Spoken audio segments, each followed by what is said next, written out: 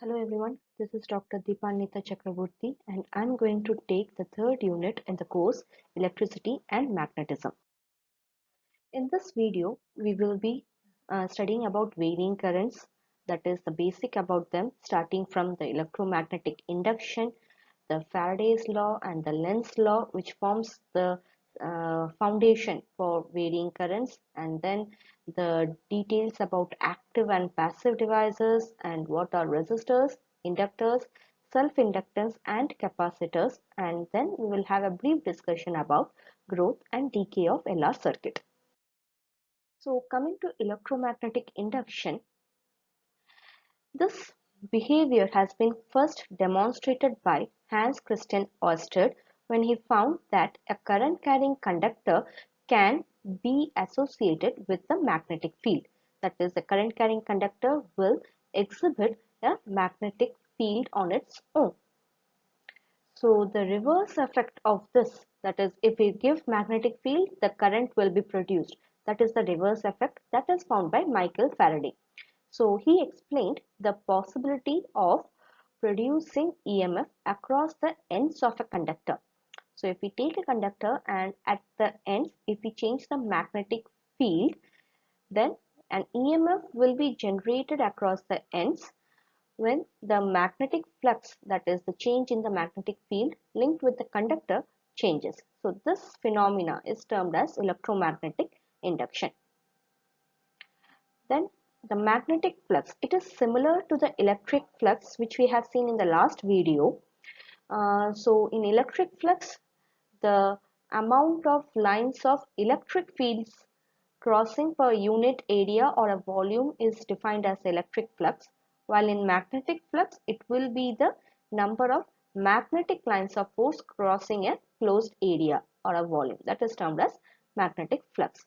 So as in electric flux, we will be saying phi is equal to EA cos theta. In magnetic flux, we will be seeing it as BA cos theta. In the place of electric field, we will be writing magnetic field as the parameter. So flux is directly proportional to the magnetic field strength and directly proportional to the area through which those magnetic lines of force are passing. Then coming to Faraday's law and Lenz's law of electromagnetic induction. Faraday's law, there are two uh, procedures in Faraday's law. The first law is an EMF will be induced in the circuit whenever there will be a change in the magnetic flux linked with the circuit, and the EMF will last as long as the magnetic flux continues. That means till there is a change in the magnetic lines of force crossing per unit area, the EMF will be generated in those circuits, and it will change or it will be directly proportional to the amount of change in the magnetic flux. If the change is increasing, then the EMF will be increasing. If the change is decreasing, then the EMF will be decreasing. The second law states that the magnitude of the EMF induced in the closed circuit is directly proportional to the rate of change of magnetic flux linked with the circuit. So E is directly proportional to d phi by dt. And Lenz's law is a kind of extension, we can say, as an extension of Newton's third law, that is every action has an equal and opposite reaction. Similarly, in this electromagnetic induction, whenever we are changing the magnetic flux, and EMF will be generated. So that is the action part. So the reaction part will be the generated EMF will flow in a direction opposing the charge or the change which causing it. So it will, the reaction thing is the induced current will act in an opposite direction. So it will oppose the magnetic field which induced it, which caused it. That is Lenz's law. The induced current produced in the circuit always flow in such a direction that it opposes the cause that produces it. So it will be opposite to the direction of the magnetic field which generates it. That's Lenz's law. So as from the Lenz law, the formula for the EMF is reduced as E is equal to minus N d phi by dt. N will be the number of turns in the coil, and minus sign is denoted because the induced current will be in the opposite direction to the EMF, to the magnetic field change which is applied.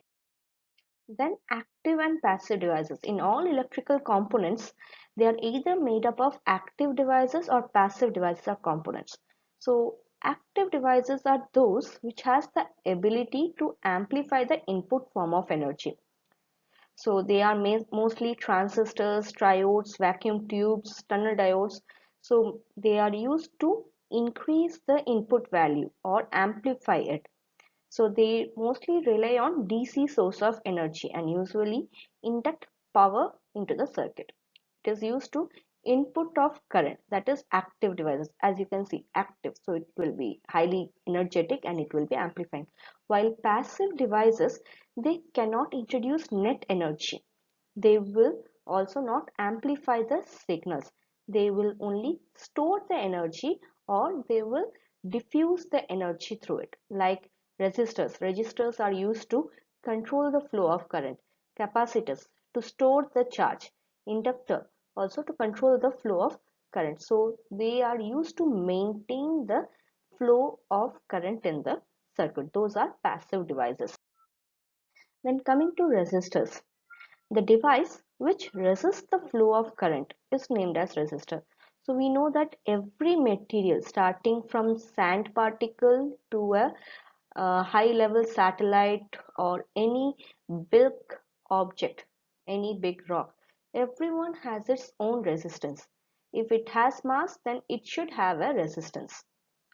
So in electrical devices, starting from a small capacitor to a very high microprocessor unit or a hard disk drive or a computer, everything has its own resistance property as well as inductance property. So this is the property which uh, prevent them prevent the maximum current to flow in their circuit. So depending upon the value of resistance, the current flowing in the circuit will change. So the resistance of any object is given by R is equal to rho L by A, and the resistance property is mostly varying in case of metals and semiconductors. The resistance of metals increases with increase in temperature, while the resistance of semiconductors decreases with increase in temperature.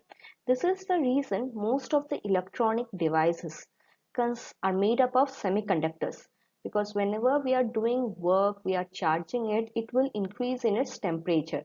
At that time, if the resistance increases, then it will hinder the working of them. So instead of using metals, we are using semiconductors in the microprocessor chips or in the inbuilt of many electronic devices, such that even if there is an increase in temperature, the resistance does not increases, it will decrease. Then there is inductors. Inductors is nothing but it's like a choke or a coil. It also have the tendency to um, prevent the flow of current.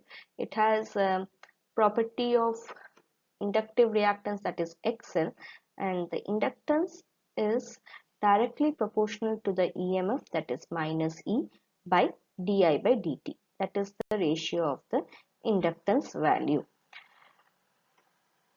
Then there is self-inductance, which is the property exhibited by an inductor. So it will induce a EMF when we place that coil in a magnetic field. Resistor will work only in the electrical field, but inductors work in magnetic field. If we place an inductor in a magnetic field and change the magnetic flux passing through it, then it will generate an EMF. That is the work of an inductor, and this process of this property of the inductor is termed as self-inductance. So phi is, that is, the flux is directly proportional to the current. How much there is flux, the same amount of current will be generated in the inductor. So according to the law of electromagnetic induction, we know that EMF is nothing but minus d phi by dt, that is minus d by dt into Li. So EMF is directly proportional to the inductance and the rate of change of current in the circuit, and the minus sign is given due to the Lenz's law because the induced EMF will be in opposing to the magnetic field. Then comes the capacitor. Capacitor, we know that it is used to store charges. There are many kinds of capacitors like parallel plate capacitors, cylindrical capacitors, and so on. So mainly a capacitor consists of two metals and they are separated by a distance. Sometimes the distance will be filled by air and sometimes by dielectric medium, depending upon the storage capacity of the capacitor. So the formula for capacitance is the ratio of charge divided the ratio of charge to the potential difference. So the resistance offered by the capacitor is termed as capacitive reactance. This capacitor also offers a kind of resistance, but the resistance is less than the with respect to when compared with the resistance offered by a resistor. Then there are different kinds of circuit in the electronic studies. For example, we can prepare an LR circuit, that is a circuit consisting of a resistor and an inductor in series, a resistor and a capacitance in series, a resistance, inductor and capacitance in series. These are basic one which are connected in series. If you go for a higher version, they will be connected in parallel also. So depending upon the filters which we need, about what we need to allow the what kind of current we need to allow in the circuit and what kind of currents we need to stop in the circuit, depending upon them we need to choose the circuit required. There are acceptor circuits, rejector circuits, depending upon whether they are connected in parallel or in uh, series. So today we are going to see only the basic of them, that is the LR circuit. So how there is a change in the growth of current with respect to time, how we can measure the instantaneous value of current in the LR circuit. So as it is an LR circuit, inductance and the resistance will be connected in series to each other, and that will be connected with the steady EMF, and key is there. So at time t is equal to 0, no current will be flowing here. So when the key is pressed, there will be a steady growth of current from 0 to a maximum value. Let the maximum value be given as I0. So if I is the instantaneous current, that is at any time if we need to find what will be the current, that is I. So what we can do is induced EMF from the self-inductance formula we can get is E is equal to minus L di by dt. This is the voltage drop across the inductance, and the voltage drop across the resistor will be IR. So by using a Kirchhoff's law, because it is forming a closed circuit, so we can apply Kirchhoff's voltage law in that one, which states that the algebraic sum of potential drop at each element, that is here the elements are resistor and inductor, will be equal to the EMF generated in the circuit. So the total EMF is nothing but the voltage drop at resistor plus the voltage drop at the inductor, and as they are connected in series we can just add it up, that is Ri plus L di by dt. So when the current reaches maximum value, that is I0, the back EMF, that is the EMF which is given back to the input device, that will be 0. So the maximum, when it reaches the maximum value, the EMF will be E is equal to R I0. So on substituting equation 2 in 1, we'll get Ri0 is equal to Ri plus L di by dt. Then we can bring this term in this side, and we can get R is equal to I naught plus I naught minus I, that is equal to L di by dt. So if we bring all the items at one side and the remaining terms at the other side, that is di by I naught minus I is equal to R by L into dt. So if now we need to integrate it. So on integrating, so this integration can be done as integral of 1 by x dx. So integral of 1 by x dx is nothing but log x. So here x is I. So 1 minus x is there. So if we put 1 minus x, then a minus sign will be there. 1 log of 1 minus x. So minus log I naught minus I in this term. Here R by L is constant, so we can take it outside, and integral of dt will give me the output as t.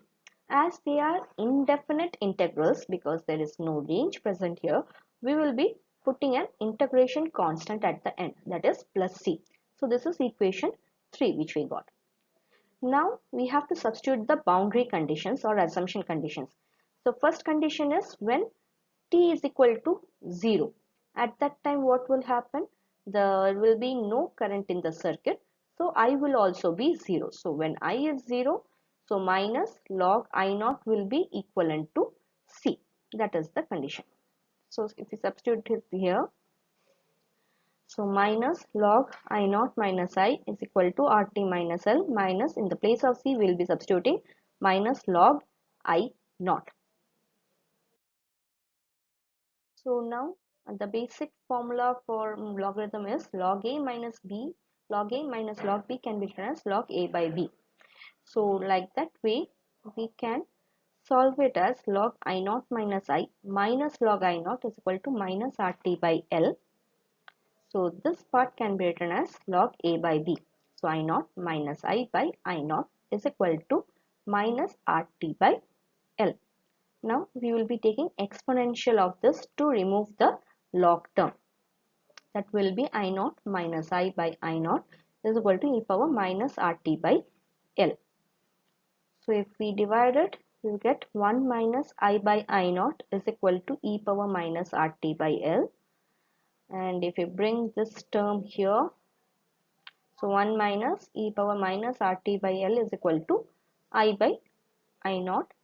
So I is nothing but I naught into 1 minus e power minus RT by L. So we can see that the instantaneous current in the LR circuit is increasing exponentially. So the quantity here L by R or R by L is called the time constant. In that time constant, if we consider that L by R is equal to T, then the current will be I naught into 1 minus e power minus 1.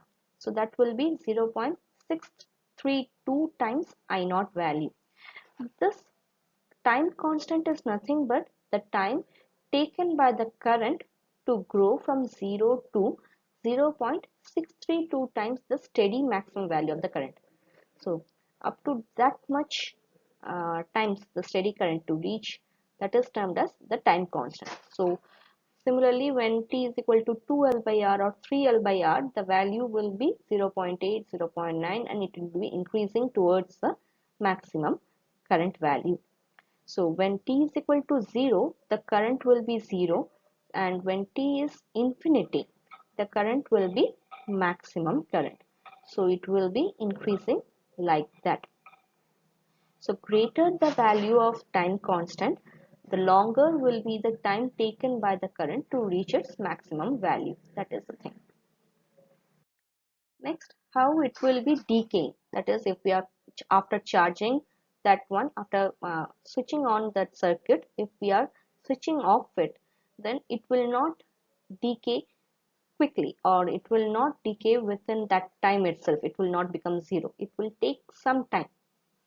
So what is the time or how it will decay, that is shown in this one. So when the circuit is broken, the induced EMF, that is minus L di by dt, will be again produced, and it will slow down the rate of decay because it will be stored here. So it will be slowing down the rate of decay, and the current decays from maximum value to 0. So the EMF at the end should be 0. So again 0 is equal to Ri plus L di by dt, that is equation 1. So Ri will be minus L di by dt, and di by I is equal to, we will be bringing all the I terms in one side and the remaining terms at the other side. So di by I is equal to minus L by R dt. So on integrating it, we will get log I minus R by L t plus C. Again, as this is an indefinite integral, we will be using the integration constant as C. So here, if we put the boundary condition, that is at t is equal to 0, current will be maximum at this case because it is decaying. So when t is equal to 0, the starting position, it will have the maximum current. So log I naught is equal to C, and equation 2 will become log I is equal to minus R by LT plus log of I naught. Again, bring all the I terms at one side. So log I minus I naught is equal to minus RT by L. Log I by I naught will be minus RT by L, and taking exponential on both sides, we will get I is equal to, that is instantaneous current while decaying, is nothing but I naught e power minus RT by L. So here also the time constant is T is equal to L by R, and it is decaying region, and we can see that the decay of current is in exponential term. So the rate of decay, that is at which it will be decaying, that can be obtained as d by dt of I. So I is nothing but I naught e power minus RT by L. So by using the differential equations, d by dt e power ax is equal to a by e power ax, we will get di by dt is nothing but minus R by L I naught e power minus RT by L. This is I. So the rate of decay is directly proportional to the current and inversely proportional to the time constant value. So this is the graph which is showing the time taken for growth and decay. So from this video, we have learned about electromagnetic induction. We have learned how the Faraday's law and Lenz's law form the basics of electromagnetic induction. We have learned about active and passive devices and what are their usage, and how we can understand the working of resistors, inductors, the phenomena of self-inductance and the capacitor. And we have also seen about the growth and decay curves of an LR circuit. Thank you.